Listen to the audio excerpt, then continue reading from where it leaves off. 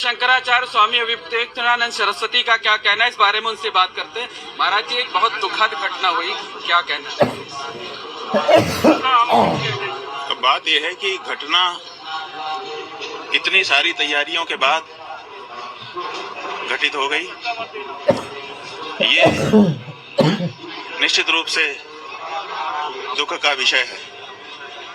दुख के साथ साथ क्यों घटी, जब इतनी सारी तैयारियां थी और पहले से आपको पता था, आप कह रहे थे 40 करोड़ लोग आ रहे हैं, तो फिर उससे वैसी व्यवस्था भी तो होनी चाहिए। जितने लोगों के लिए भोजन अपने घर में हो, जितने लोगों के लिए बैठने की जगह हो, उतने ही लोगों को तो बुलाया जाता है। आप 40 करोड़ की व्यवस्था किए हो, तो फिर ये घटना, ये विचार का विषय है। सबसे बड़ी समस्या क्या है, जिस बारे में हम लोग बहुत मर्माहत हैं, वो ये है कि जब कल सवेरे सो करके हम लोग उठे तो हम लोगों ने समाचार देखा, शायद दैनिक जागरण का समाचार था। उसमें बताया गया था कि रात को भगदड़ मच गई है और 17 श्रद्धालुओं की मौत हो गई है। हम लोग बड़े चिंतित हो गए।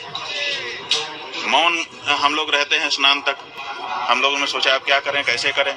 फिर पता चला कि सब नाव निरस्त कर दी गई है। जो हम लोगों के स्नान के लिए व्यवस्था बनाई गई थी, प्रशासन के द्वारा समाचार आया कि वो सब निरस्त कर दी गई है, अब कुछ नहीं हो सकता है। तो हमको लोगों को लगा कि घटना तो जो बताया गया सही है। फिर हम लोग प्रतीक्षा करते रहे। 10 बजे के करीब, 10 साढ़े 10 जो भी रहा हो समय, मुख्यमंत्री जी का बयान आया। मुख्यमंत्री जी ने कहा कि कुछ रात को भगदड़ हुई है, ऐसे घटना हो गई, कुछ लोग घायल हुए हैं, गंभीर रूप से घायल हुए हैं, और अफवाहों पर ध्यान न दें। फिर उनका ट्विटर आया। ट्विटर पर उन्होंने लिखा कि अफवाहों पर ध्यान न दें।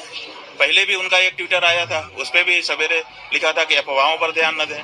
उससे पहले उनका एक ट्विटर आया था जिसपे उन्होंने मौनी अमावस्या की सबको बधाई दी थी। तो जब हम लोग सवेरे उठे तो अखबार कह रहा था कि रात को भगदड़ हुई है, कुछ लोगों की मृत्यु हो गई है। मुख्यमंत्री जी का जो ट्विटर है वो कह रहा था मौनी अमावस्या की बधाई।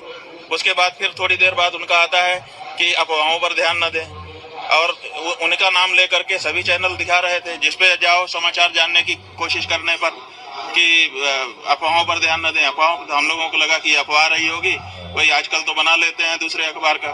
फिर हम लोग जो है सोच रहे थे क्या करें। फिर उनका जब वक्तव्य ही आ गया और उन्होंने किसी भी मृत्यु का उल्लेख नहीं किया, तो हम लोगों को लगा कि ये अफवाह थी, गलत बात है, मुख्यमंत्री जी को बदनाम करने के लिए किया जा रहा है। जब वो स्वयं बोल रहे हैं कि कुछ लोग घायल हैं, गंभीर रूप से घायल हैं, उनका इलाज हो रहा है, किसी मृत्यु की चर्चा उन्होंने अपने वक्तव्य में नहीं की। तो हम लोग फिर निकल पड़े कि भाई जब कोई मृत्यु नहीं हुई है, घटना हो गई है, सब संभाले हुए हैं, तो चलो स्नान करते हैं। हम स्वयं पुरी के द्वारका के शंकराचार्य जी महाराज, श्रृंगेरी पीठ के शंकराचार्य जी महाराज से अनुरोध हमने किया कि अब चला जाए, स्नान करें। हम लोग जाकर के स्नान किए। अब आप बताइए कि मुख्यमंत्री ने धोखा किया कि नहीं हमारे साथ। फिर उन्होंने अखाड़े कुल वालों से बात किया कि सब ठीक है। उन्हीं के वक्तव्य का प्रभाव रहा कि उस पहले अखाड़ों ने रद्द कर दिया था कि हम स्नान नहीं करेंगे, बाद में अखाड़े सारे संत महंत सब स्नान किए।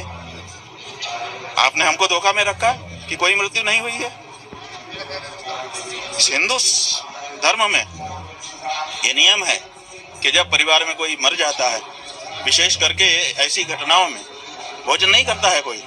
हम कल एक दिन उपवास नहीं रख सकते थे उनके लिए जो चले गए, आपने उससे हमको वंचित कर दिया। हमको आपने ऐसा आभास करा दिया कि अफवाह चल रही है, कोई कैजुअलिटी नहीं हुई है, कोई मृत नहीं हुआ है। तो इतना बड़ा धोखा संत समाज के साथ, इतना बड़ा धोखा संत सनातनियों के साथ, इतना बड़ा धोखा हम लोगों के साथ कैसे इन्होंने कर दिया, क्यों कर दिया? अखाड़े पे पीड़ा ज्यादा है कि आपने